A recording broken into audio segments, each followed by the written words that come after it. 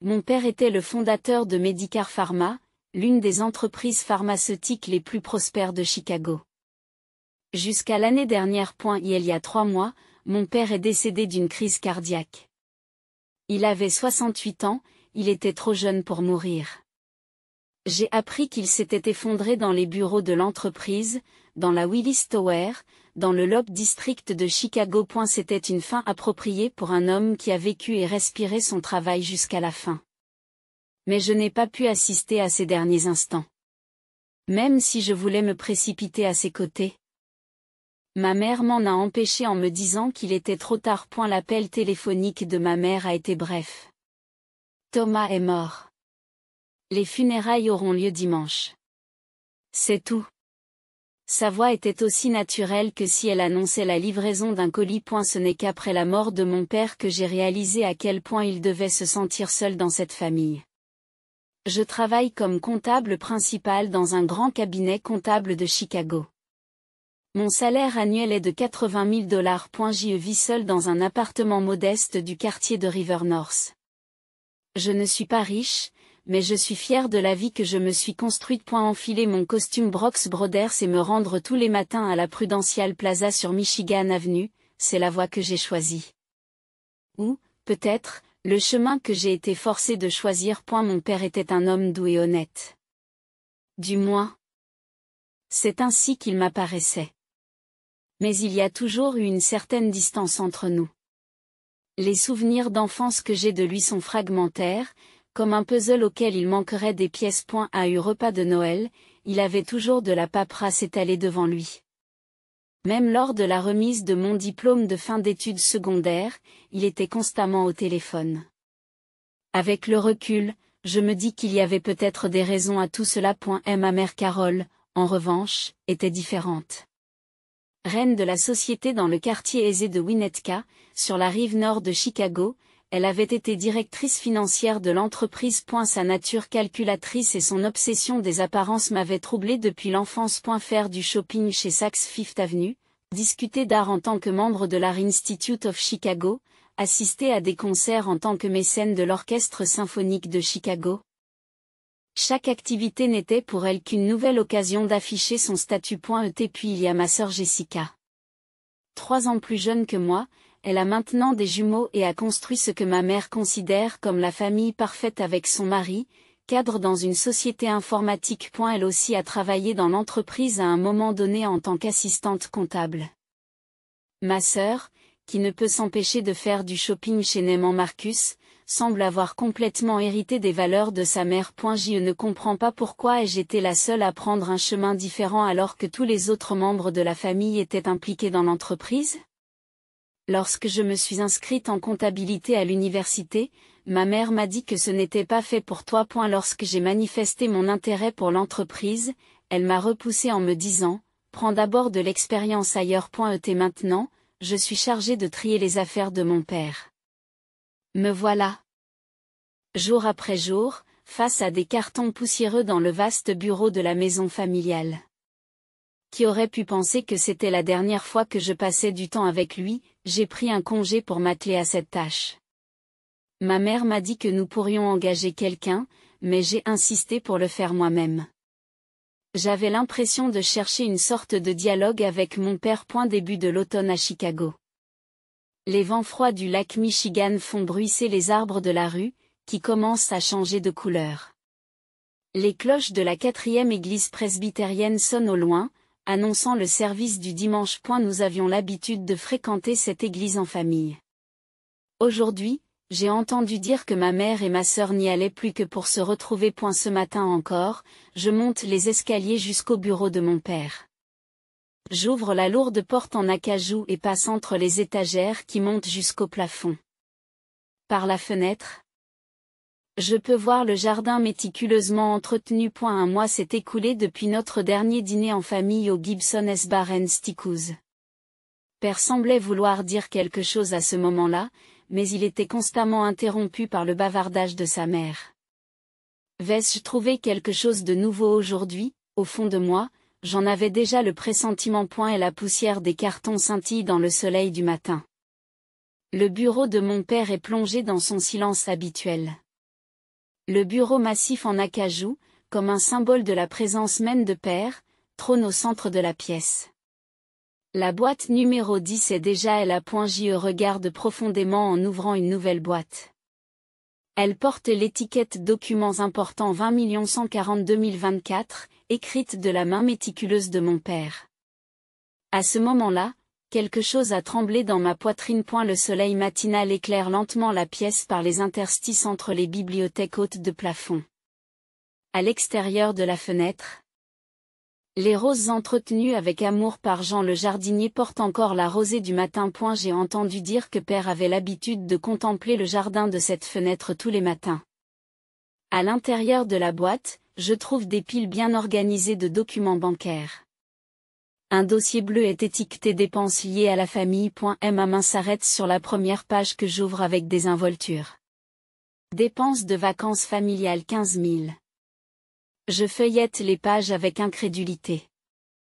Il y a des relevés de pensions alimentaires astronomiques versés à la famille de ma sœur. Frais de scolarité dans une école privée, 50 000 $. Achat d'une nouvelle voiture 80 000 $. Aide hypothécaire de 10 000 $. À chaque page tournée en tremblant, de nouveaux documents me sautent aux yeux. Vacances à Hawaï 20 000 $. Prime de Noël 30 000. Versement initial pour une nouvelle maison 100 000. Les rangées de chiffres me donnent le vertige.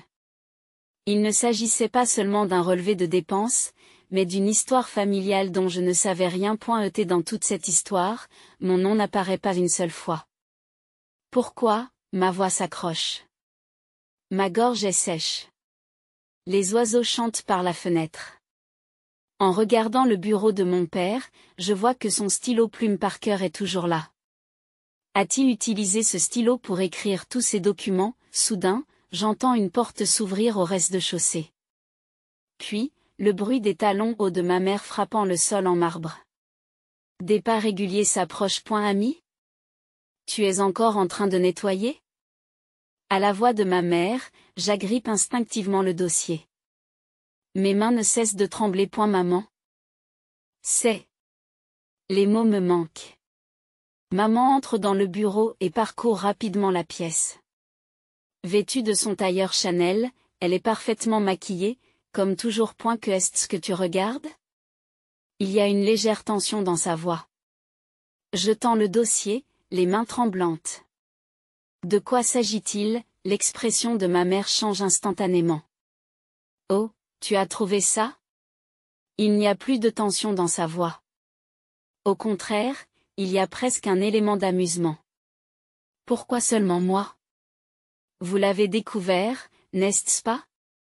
De toute façon, vous n'êtes pas une vraie famille. Ces mots étaient plus froids que ce à quoi je m'attendais.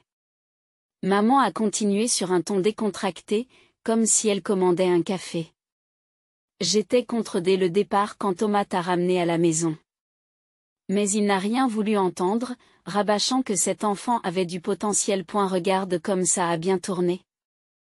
Ton potentiel t'a fait fuir de l'entreprise. J'ai l'esprit vide. J'ai un bourdonnement dans les oreilles. La photo de famille sur le bureau de mon père semble soudain déformée. C'est un mensonge, n'est-ce pas? C'est la vérité. Quand tu avais 3 ans, Thomas t'a ramené d'un orphelinat. Je m'y suis opposé dès le début. Après tout, amener un enfant étranger dans la famille était un trop grand risque, tu ne crois pas? Mère s'assit élégamment sur le canapé et continua comme si elle racontait une vieille histoire. Mais ton intégrité a joué en notre faveur. Le fait que tu sois là nous a aidé à sauver les apparences. L'image d'une bonne famille accueillant un enfant en difficulté était très bien perçue dans les cercles sociaux. Les mots se bloquent dans ma gorge. Mes pieds sont instables. La vue à l'extérieur de la fenêtre commence à se brouiller. Qu'en est-il de Jessica? Jessica est ma fille. Ma vraie fille. Elle devrait donc hériter des biens de la famille, n'est-ce pas? À ce moment-là, quelque chose s'est brisé en moi. Toujours en tenant le dossier, j'ai quitté la pièce en courant. Mes pieds ont trébuché plusieurs fois alors que je dévalais les escaliers. Lorsque j'arrive à l'entrée, les larmes ont déformé ma vision. Lorsque j'ai ouvert la porte, le vent froid de l'automne a frappé mes joues. Ami, laisse ces documents ici. La voix de ma mère résonne derrière moi. Je fais semblant de ne pas entendre et je saute dans ma voiture. Mes mains tremblent lorsque je démarre le moteur. Le manoir dans mon rétroviseur devient de plus en plus petit. Et la pluie fine qui frappe le pare-brise se mêle à mes larmes. Le paysage urbain de Chicago est flou et gris. Dans la voiture, alors que seul le bruit du moteur résonne, je me souviens des paroles de mon père. Ami, tu as du potentiel. Ces mots étaient-ils vrais? Ou était-ce aussi un mensonge? D'innombrables souvenirs tournent dans ma tête. Le dîner de Noël. La remise des diplômes du lycée. Les vacances en famille. Tous ces souvenirs apparaissent maintenant dans des couleurs complètement différentes. Qui suis-je? Et à quoi pensait vraiment mon père, alors que je conduis sans but précis, mes pensées se bousculent. Une semaine s'est écoulée. Chicago s'est paré des couleurs de l'automne et le vent du lac Michigan s'est sensiblement rafraîchi. C'est mon dernier jour de congé. Le paysage urbain visible depuis la fenêtre de mon appartement est noyé dans la brume matinale. Mon smartphone affiche encore plus de 100 appels manqués de ma mère. Alors que je regarde l'historique des appels, le message vocal de la nuit dernière se répète dans ma tête. La voix de ma mère est devenue de plus en plus désespérée au fil des jours. Mais ma décision était déjà prise. Lorsque j'entre à nouveau dans le bureau de mon père, le soleil matinal commence à peine à éclairer la pièce. Le bureau, qui n'avait pas été touché depuis que je m'étais enfui il y a une semaine, était plongé dans le silence. Il faut que je finisse ça. Ce dernier devoir envers mon père était aussi une obligation envers moi-même. Le droit de connaître la vérité, même un enfant adopté y a droit. Je m'assois au bureau d'acajou. Les documents bancaires que j'ai trouvés il y a une semaine sont en sécurité dans le coffre-fort de mon appartement. J'ouvre les tiroirs du bureau, vérifiant leur contenu un par un. Factures, reçus, carnet de notes, tout est parfaitement organisé. Tout comme mon père. Soudain, je remarque quelque chose d'étrange à l'arrière du bureau. Il y a une légère irrégularité dans le panneau arrière. Lorsque je vérifie du bout des doigts, je constate qu'il y a une bosse qui n'est pas naturelle. Mon cœur s'emballe lorsque je scrute le bureau et que j'aperçois une petite boîte à outils dans un coin. Je sors un tournevis et m'approche nerveusement des vis du panneau arrière. Les vis s'enlèvent étonnamment facilement, comme si elles attendaient que quelqu'un les retire. Lorsque le panneau arrière se détache, il y a un espace caché derrière lui. À l'intérieur se trouve une enveloppe épaisse. Elle provient du cabinet d'avocats Brown & Associates. À côté, dans l'écriture de mon père, il y a les mots pour ami. Mes mains tremblent lorsque je brise le sceau. À l'intérieur se trouvent de nombreux documents. Sur le dessus, avec une clé USB, se trouve une lettre de mon père. Je m'assois dans le fauteuil près de la fenêtre et je respire profondément. C'était l'endroit préféré de mon père. J'ouvre la lettre à ma fille bien-aimée. Ami. Je suis sincèrement désolé de t'avoir causé tant de peine au fil des ans à cause de mon incapacité. En tant que père qui n'a pas pu te protéger, cette culpabilité ne me quittera jamais jusqu'à ma mort. Il y a 20 ans, il y a eu une fraude comptable dans mon entreprise. C'est ta mère Carole, alors directrice financière, qui l'a découverte par hasard. Elle et ta sœur Jessica ont commencé à utiliser ce fait pour me faire chanter. Pour éviter que l'entreprise ne perde sa crédibilité, et, surtout, pour que vous ne soyez pas impliqués, j'ai continué à céder à leurs exigences. Tout en semblant favoriser la famille de ta sœur en apparence, j'ai secrètement rassemblé des preuves et me suis préparé à assurer ton avenir. C'est la meilleure expiation que j'ai pu faire. Les documents contenus dans cette enveloppe contiennent toutes les preuves de la fraude de Carole et Jessica. La clé USB contient 20 ans de données de transaction. J'ai déjà informé mon ami proche, l'avocat John Brown. Des détails. Il sera de votre côté. Il y a quelque chose que je voulais absolument te dire. Oui, tu es bien un enfant que j'ai ramené d'un orphelinat. Mais c'était le destin. Quand je t'ai rencontré pour la première fois, je me suis vu dans tes yeux. Et la même solitude, la même intégrité et la même force. Carole s'y est fortement opposée. Mais je savais instinctivement que tu serais sûrement capable de changer cette famille. Mais ma lâcheté m'en a empêché. Si je révélais la fraude, l'entreprise s'effondrerait et des centaines d'employés seraient laissés sur le carreau. Mais si je laissais les choses en l'état, la corruption ne ferait que s'étendre. Pris entre ces deux options, j'ai pris la pire décision, celle de garder le silence et de vous tenir à distance. Pardonnez-moi, s'il vous plaît. Et à partir de maintenant, vis la tête haute. Les souvenirs douloureux, la souffrance.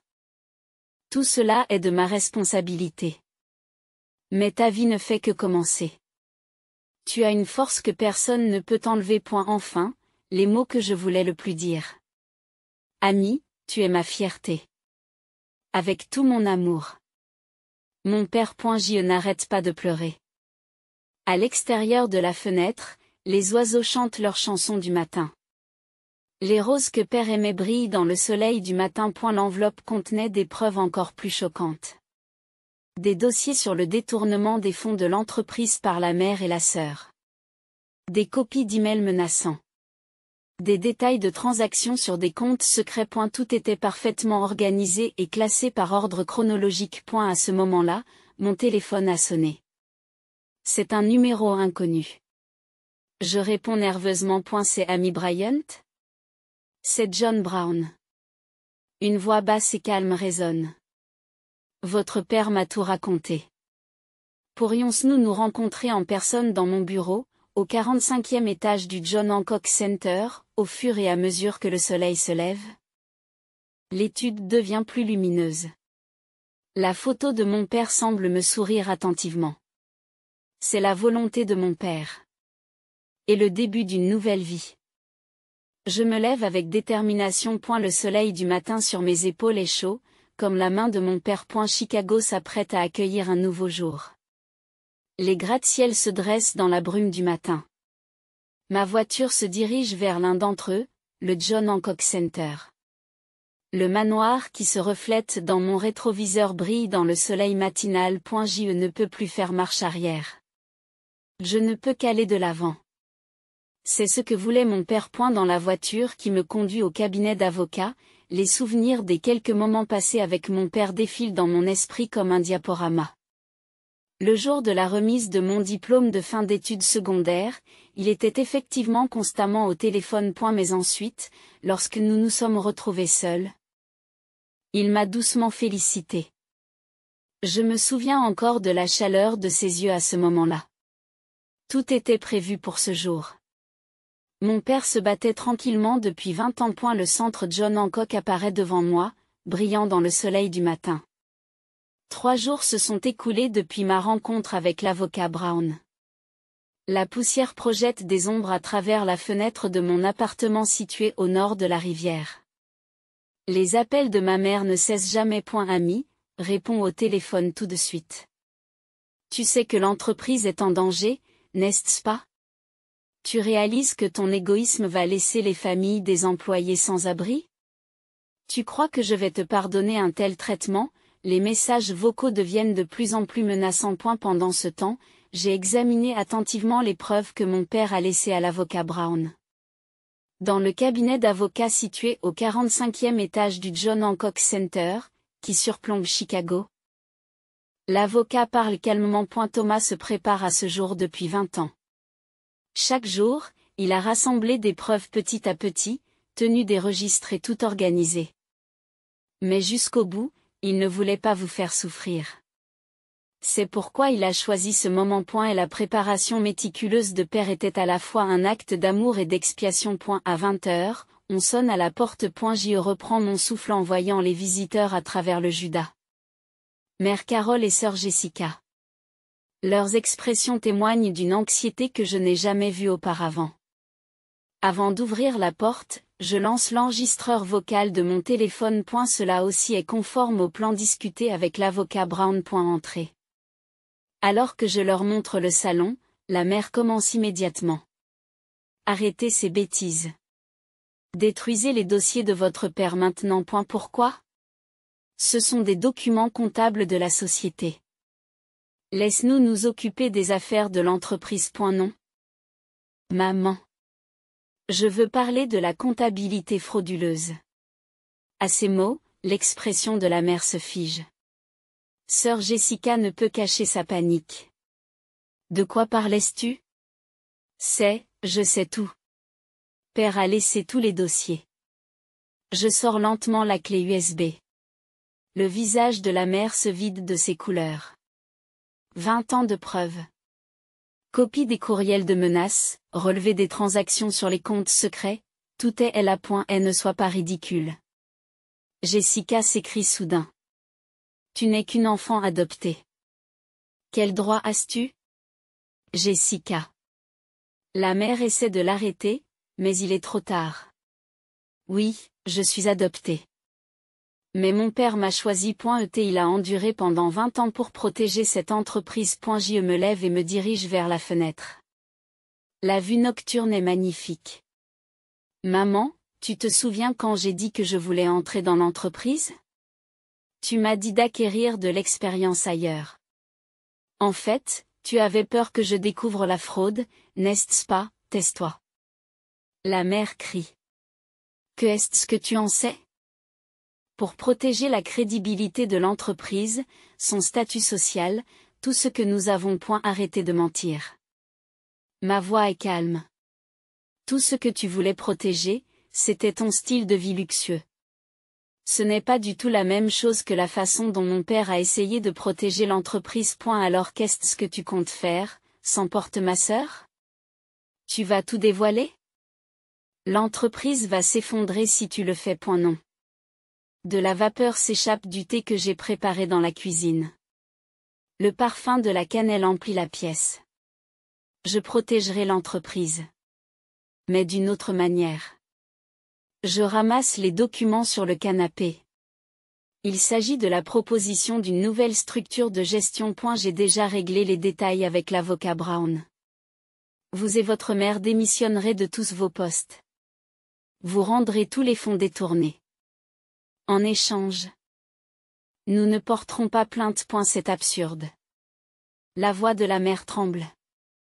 C'est votre dernière chance. Jusqu'à 9 heures demain matin. Si vous n'avez pas signé d'ici là, tout ira à la police. Les preuves du père sont parfaites. L'accusation serait certaine. Vous êtes sérieuse? Pour la première fois, la peur s'insinue dans la voix de la mère. Tu étais sérieuse, mère, me tenir à distance, m'opprimer, et maintenant essayer de me menacer? De l'autre côté de la fenêtre, une sirène d'ambulance se fait entendre au loin. J'attends que le son disparaisse pour continuer. Tu sais ce que mon père m'a dit? Jusqu'à la fin, il m'a dit que j'étais sa fierté. Maintenant, c'est à moi de devenir quelqu'un dont il serait fier. Les visages de la mère et des sœurs sont éclairés par la lumière électrique. Leurs expressions sont celles que je n'ai jamais vues auparavant. Défaite. La résignation. Ou peut-être, rentre chez toi et réfléchis, dis-je calmement. Demain à 9 heures. C'est votre dernière chance. Il se lève. Leurs pas grincent sur la moquette alors qu'il se dirige vers la porte. A eu fait, ajoutai-je alors qu'il s'apprête à partir, j'ai enregistré toute notre conversation de ce soir. Mieux vaut ne pas faire de bêtises. Le bruit de la porte qui se referme résonne dans la pièce. Je pousse un profond soupir et regarde la photo de mon père. Dans le petit cadre, il arbore son doux sourire habituel. Papa, est-ce que je fais ce qu'il faut? À l'extérieur de la fenêtre, la ligne d'horizon nocturne de Chicago scintille. Les lumières des gratte-ciel ressemblent à des étoiles. Dans ces lumières, je sens la promesse d'une nouvelle aube. Mon téléphone sonne. C'est le procureur Brown. Tout va bien, dis-je. Oui, nous aurons une réponse demain à 9 heures. Après avoir raccroché, je me retourne vers la vue nocturne. Quelque part dans cette ville, une mère et une sœur sont confrontées à la plus grande décision de leur vie. Et moi aussi. Je me trouve au seuil d'une nouvelle vie. Une année s'est écoulée.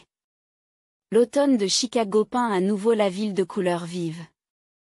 Depuis le bureau de la présidente dans la Willis Tower, j'ai une vue parfaite sur le Millennium Park et son feuillage d'automne. Présidente Amy, voici les documents pour la réunion du conseil d'administration de 10 heures. Ma secrétaire, Sarah, me tend des documents méticuleusement organisés. Je les accepte avec un sourire. Medicar Pharma a changé de façon spectaculaire au cours de l'année écoulée. Nous avons accru la transparence de la gestion, renforcé notre division de recherche et développement, et surtout, rétabli la confiance avec nos employés. Bien que le cours de l'action ait chuté dans un premier temps, il montre progressivement des signes de reprise en raison des attentes suscitées par le nouveau système de gestion. Tout a changé après ce matin-là. La mère et la sœur ont fini par accepter ma proposition.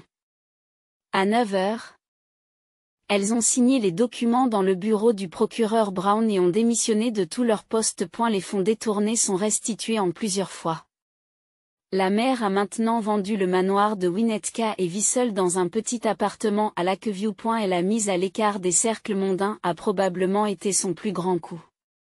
Elle a perdu sa qualité de membre de l'Art Institute of Chicago et son statut de mécène de l'Orchestre symphonique de Chicago. L'autre jour, lorsque nous nous sommes rencontrés par hasard à la Fort Presbyterian Church, elle semblait avoir vieilli de manière méconnaissable. Fini les tailleurs Chanel et le maquillage parfait. Elle est passée devant moi comme une vieille femme fatiguée. Lorsque nos regards se sont croisés, elle a légèrement baissé la tête. Ma sœur Jessica a dû faire face à une réalité encore plus dure. Son mari a demandé le divorce immédiatement après la révélation de la fraude et a obtenu la garde de leurs enfants. Elle n'est autorisée à voir les jumeaux qu'une fois par mois. Les achats chez Neiman Marcus et les cures thermales de luxe appartiennent au passé. J'ai entendu dire qu'elle travaillait désormais comme employée de bureau temporaire. Lorsque j'ai appris cela par des collègues qui la voient occasionnellement, j'ai été envahi par des émotions complexes. Monsieur le Président, votre visiteur est arrivé. La voix de Sarah me ramène à la réalité. Le directeur du développement d'une grande entreprise pharmaceutique est introduit dans la salle de réception. Il s'agit d'un projet commun de développement d'un nouveau médicament. J'ai entendu beaucoup de bien de la nouvelle société Medicar Pharma, dit-il avec un léger sourire. Nous attendons beaucoup de vous. En particulier de votre investissement proactif dans la recherche et le développement. Après la réunion, je me tiens à nouveau près de la fenêtre. Le paysage urbain de Chicago brille dans le soleil couchant. Ce week-end, je déménage dans une nouvelle maison. Je quitte mon appartement de River North et j'ai acheté une maison dans le quartier résidentiel calme de Winnetka, juste à côté de la maison de mon père. J'ai l'intention de planter des roses dans le jardin, celles que mon père aimait. John, l'ancien jardinier de mon père, a déjà promis de s'en occuper. J'ai également commencé à participer aux activités de l'église pendant les vacances. Par le biais d'actions caritatives, je crée de nouveaux liens avec la communauté. Je veux perpétuer les valeurs de mon père à ma façon. Le soleil va bientôt se coucher, annonce Sarah à voix basse. La lumière chaude pénètre dans le bureau à la tombée de la nuit. Oui. C'est vrai. Je me tourne vers mon bureau pour examiner les derniers documents de la journée. C'est alors que je remarque le stylo plume de mon père. Je l'ai trouvé ce jour-là dans le bureau. Il trône désormais sur mon bureau comme un précieux souvenir. Après avoir terminé mon travail, je me dirige vers le parking souterrain. Les lumières nocturnes de Chicago s'éclaircissent peu à peu. Après 30 minutes de route, j'arrive à ma destination, le cimetière de Rose Hill. Devant la tombe de mon père, la brise du soir caresse mes joues. Papa, je dépose des fleurs et je parle doucement. L'entreprise se porte bien maintenant. Les employés s'habituent au nouveau système. Je pense que j'arrive à protéger à ma façon ce que tu as construit. Les feuilles de ginkgo dansent dans le vent. Mais tu sais, papa, il y a une chose que je veux te dire. Je respire profondément et continue. Tu n'as plus besoin de t'excuser. Tu m'as montré tout l'amour dont tu étais capable. Cet amour n'a jamais été mauvais. Mes yeux deviennent brûlants. Alors papa, repose en paix. Je vis fièrement maintenant. En tant que ta fille, la tête haute, les cloches de l'église sonnent dans le cimetière au crépuscule. Je ferme tranquillement les yeux. Dans mon cœur, je vois le doux sourire de mon père. Je reviendrai. La prochaine fois, j'aurai de meilleures nouvelles à partager.